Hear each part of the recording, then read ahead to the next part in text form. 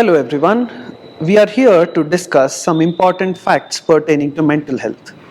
When it comes to India, there are some interesting facts that we need to understand which helps us in mitigating this problem.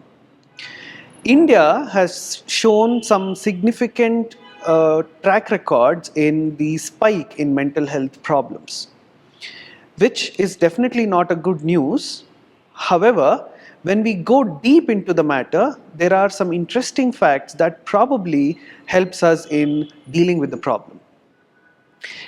A recent survey has revealed a pattern in which how different states in India shows a trend in mental health.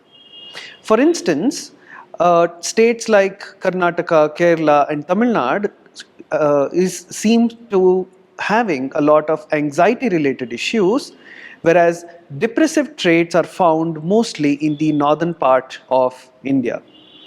The central part of India, which is Madhya Pradesh and in and around places, seem to have conduct-related disorders. Now, how does this matter? This probably is an indication to the policymakers and the mental health professionals to see what kind of interventions, what kind of help that we should be catering to. States like Karnataka, Kerala, and other states where literacy is seen to be higher, the rate of anxiety also seems to be higher. And this is corroborated by other research findings that when people are more informed, probably the level of anxiety also goes up. So we need to focus state-wise when we are trying to provide help. So it is not easy or it is not simple to solve mental health issues because every state has its own trend or its own pattern of mental health issues. So when we are understanding mental health, when we are talking about psychological health of the Indian citizens, it is important for us to go state by state because each state is different and each state has its own challenges.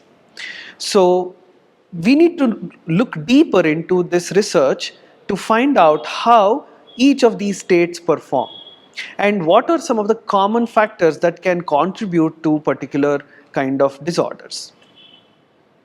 It is well studied that when there is lack of resources, then it leads to particular kind of psychological issues. For example, when people experience loss of resources in terms of poverty, or when they are constantly forced to witness disasters, is when they experience depressive like traits and anxiety like traits. So when somebody is experiencing constant deprivation of resources, be it in terms of monetary resource or in terms of nutritional resources, then the possibility of increased mental health issues are higher. So we need to pay attention to the availability of resources when we are trying to understand mental health. So probably places where there are high chances of people who are experiencing poverty would require a better help or would require a forced or focused attention. There are other issues that are associated with mental health complications. For instance, when there is domestic violence in family, then the experience of mental health issues among children is higher. So if we come across any state or any place where violence is reported extensively, or the family members are going through domestic violence, then we need to pay more attention to such categories.